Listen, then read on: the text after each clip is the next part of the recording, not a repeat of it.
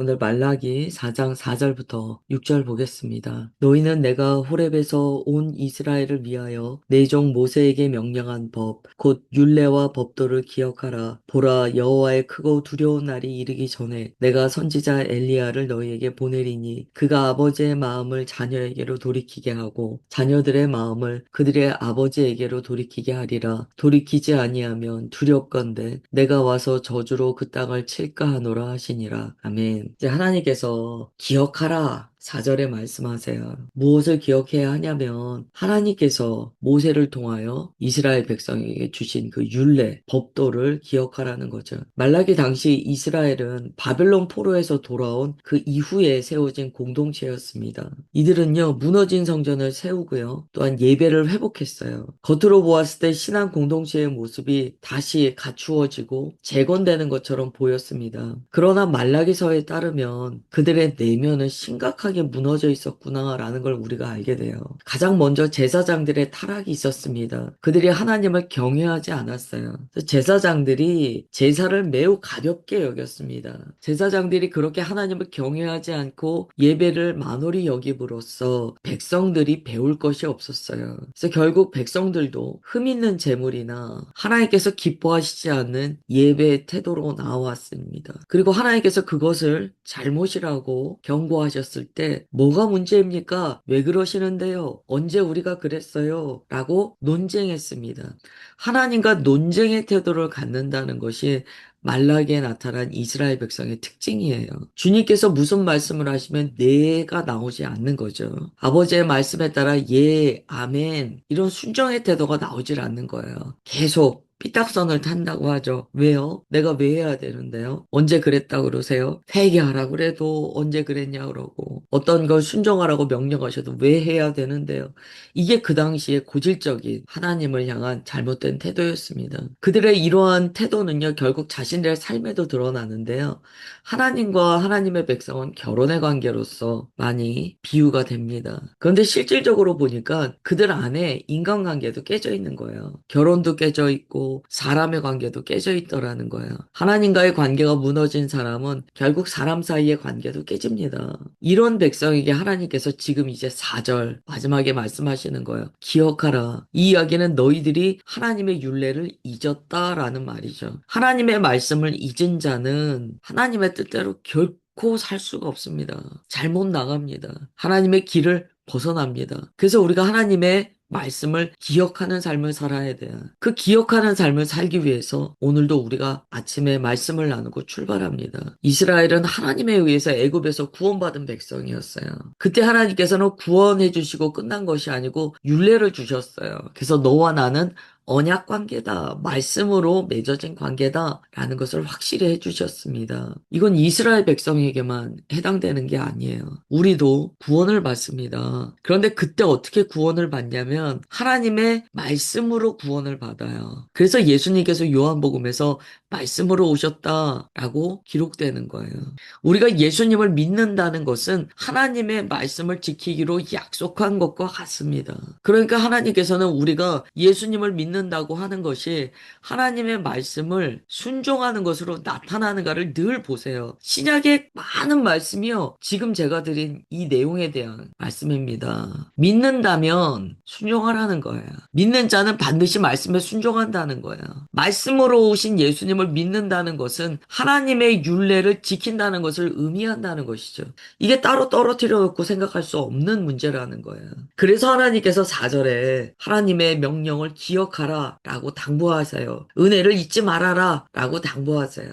하나님의 말씀을 잊어버린 세대는 반드시 타락합니다. 이 잊는다는 것은요, 완전한 무지를 의미하는가? 그리스도인은 사실은 아니에요. 그리스도인이 완전히 말씀에 무지하는가? 아니에요. 본인이 어느 정도 다 압니다. 이때 하나님의 말씀을 우리가 잊는다라는 것은요, 하나님의 말씀을 귀하게 여기지 않는다라는 것도 포함돼요.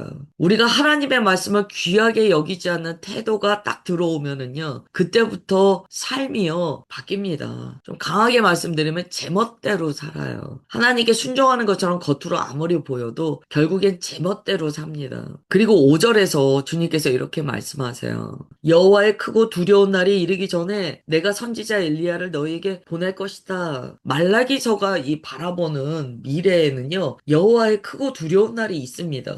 말라기는 화살표를요, 여호와의 크고 두려운 날을 가리키고 있어요. 이 하나님의 크고 두려운 날은요, 예수님의 초림과 재림을 다 아우르는 말입니다. 구원의 날이면서 심판의 날을 동시에 가리키고 있어요.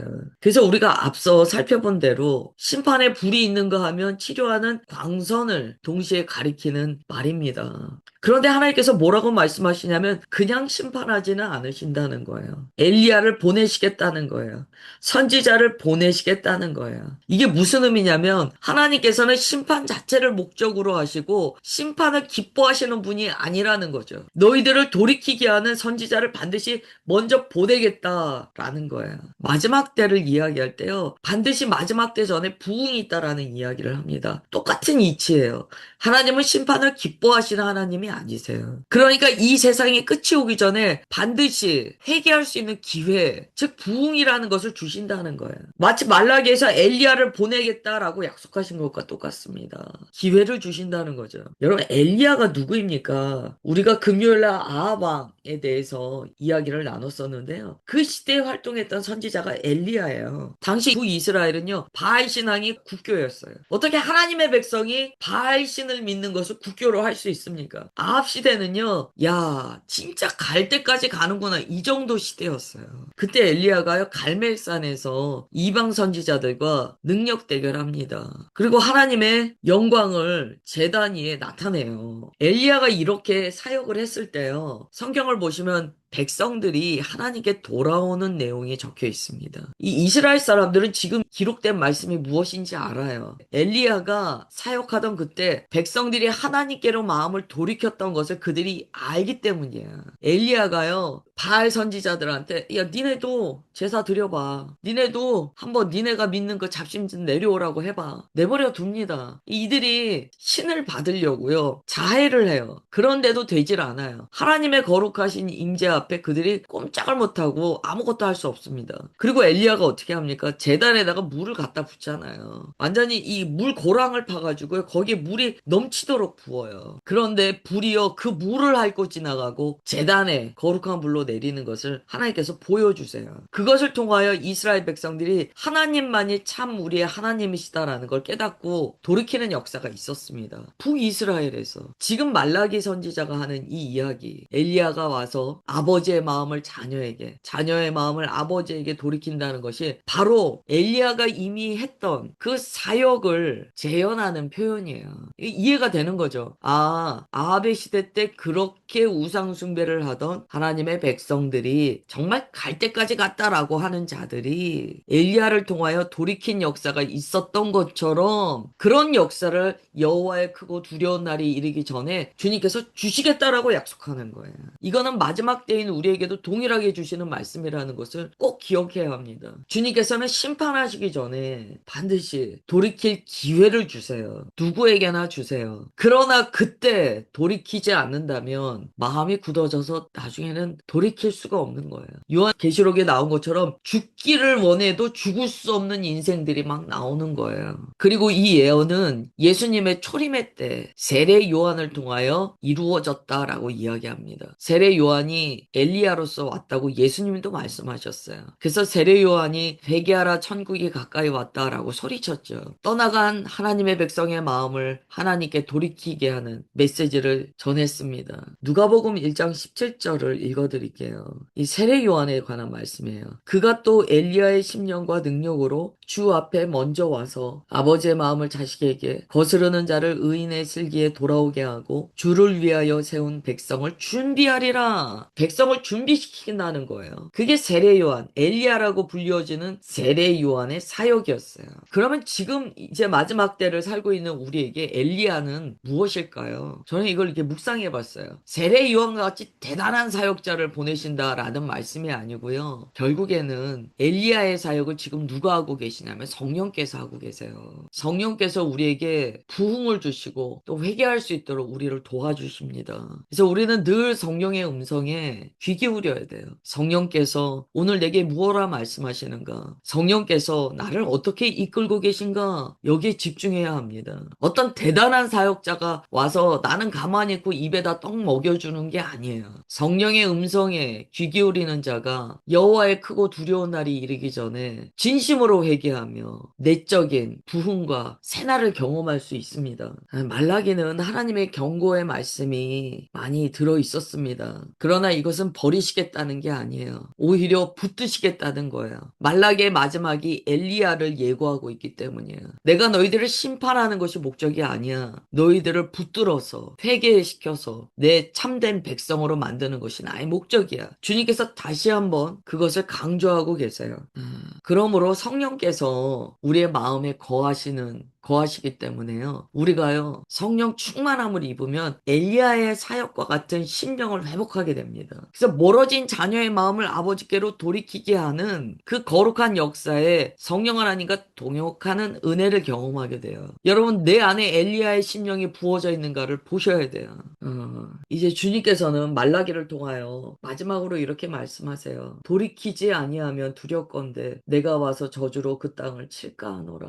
이 말씀에 담기는 하나님의 마음을 우리가 잘 이해해야 합니다. 나는 심판을 기뻐하는 게 아니야. 그러나 너희들에게 아무리 기회를 줘도 마지막 기회까지 너희들이 붙들지 않는다면 심판은 정해져 있다라고 말씀하시는 거예요. 심판은 정해져 있다. 우리에게 죽음이 정해져 있는 것처럼 심판도 정해져 있다는 거야. 그래서 세례 요한이요, 광야에서 회개하라 천국이 가까이 왔느니라 이 이야기만 한 게 아니고요. 바리새인과 사두개인들이 이렇게 나오잖아요. 그들한테 이런 이야기하는 장면이 있어요. 이미 도끼가 나무 뿌리에 놓였으니 좋은 열매를 맺지 아니하는 나무마다 찍혀 불에 던져지리라. 아멘. 이렇게 말하는 장면이 있습니다. 중요한 것은 이미 도끼가 나무 뿌리에 놓여 있다는 거예요. 이미 그 도끼 날이요, 나무 뿌리에 어느 정도 꽂혀 있다는 거예요. 임박한 진노에 관한 말씀이죠. 지금 우리가 그런 시대를 살고 있습니다. 이미 하나님의 심판의 도끼가 각 사람의 나무 뿌리에 이미 놓여 있어요. 우리가 열매 맺지 않는다면 결국 우리는 찍혀서 불에 던져지고 맙니다. 하여튼 성경은 우리를 이렇게 협박하셔. 아니에요. 협박이 아니고요, 사실이에요. 우리가 이 진리를 외면하면 안 돼요. 반드시 심판이 있다. 지금 말라기 선지자가요, 하나님의 감동으로 구약시대의 끝을 이야기하며 주님께서 예정하신 심판에 대해서 정말 강력하게 선언하고 있습니다. 돌이키라는 거예요. 돌이키라는 거. 그러므로 우리는 말씀을 기억하고 회개함으로 주님께 슈브 돌아가야 합니다. 주님께로 돌이켜야 돼요. 그래야지만 우리가 살 수 있습니다. 이 말라기는 결국 하나님의 날에 대한 말씀이었어요. 그 당시 무너져 있는 백성들에게 이제 하나님의 400년이라는 침묵기를 가져오는 그 시점에 앞으로 있을 일들에 대해서 강력하게 예언의 말씀을 선포했습니다. 앞으로 있을 일은요, 예수님의 초림과 재림이었어요. 말라기는 이것을 여호와의 크고 두려운 날이라고 하나로 합쳐서 이야기했습니다. 예수님의 초림과 재림이 우리는 너무 먼 사건 같잖아요. 초림하시고 재림하실 때까지가 너무 먼 사건 같잖아요. 그러나 성경은요, 그걸 그렇게 먼 사건이라고 이야기하지 않아요. 심지어 초림과 재림의 그 사이에 사는 모든 하나님의 백성을 마지막 때를 사는 자들이라고 말씀하세요. 그렇기 때문에 심지어 초림과 재림을요, 하나로 합쳐서 말라기를 통하여 예언하고 계신 거예요.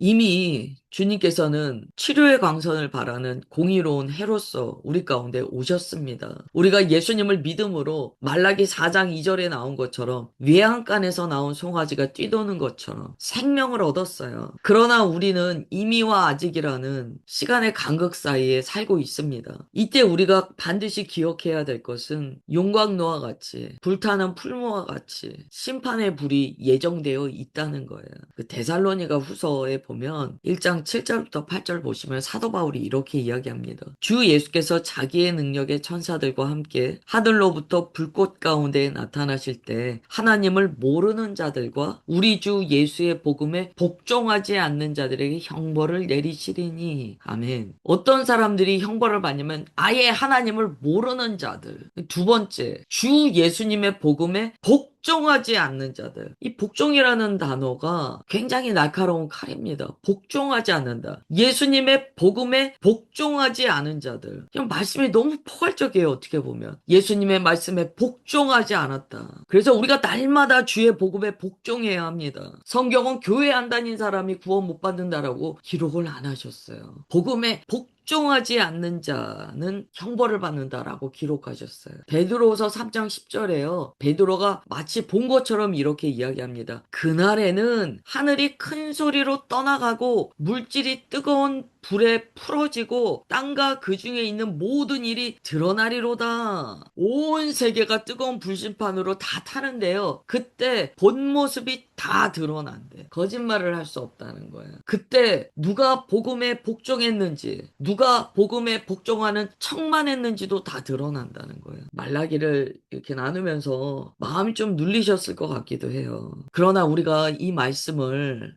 생명으로 받아야 합니다. 주님께서는 우리를 겁주시려고 이 말씀을 하시는 게 아니에요. 사실이기 때문에, 진실이기 때문에, 진리이기 때문에 가르쳐 주시는 거예요. 모든 인생에는 종말이 있습니다. 예수님께서 재림하지 않으셔도 우리 모두는 얼마 남지 않아 우리가 종말을 맞이한다는 것을 다 알고 있습니다. 복음에 복종하는 우리 모두가 되기를 주 예수님의 이름으로 축원합니다. 하나님, 말라기를 마쳤습니다. 이스라엘의 패역함을 통하여 주님 참으로 한탄하시고 침묵의 시기 전에 말라기 선지자를 통하여 여호와의 크고 두려운 날을 준비하도록 말씀하셨습니다. 말라기의 말씀이 오늘 우리에게 주시는 지금 살아서 역사하시는 주님의 음성인 것에 아멘합니다. 우리도 매일매일을 준비하는 자들이라고 고백합니다. 주의 말씀에, 주의 복음에 복종하며 주께서 이끌어 가시는 바 순종하는 인생들 되게 하옵소서. 오늘도 오직 성령 하나님의 음성을 따라 주의 인도하심 앞에 온전히 동행하는 우리 모두가 되게 하옵소서. 그렇게 우리를 붙들어 주심을 감사드리오며 사랑하는 주 예수 그리스도의 이름으로 기도드리옵나이다. 아멘.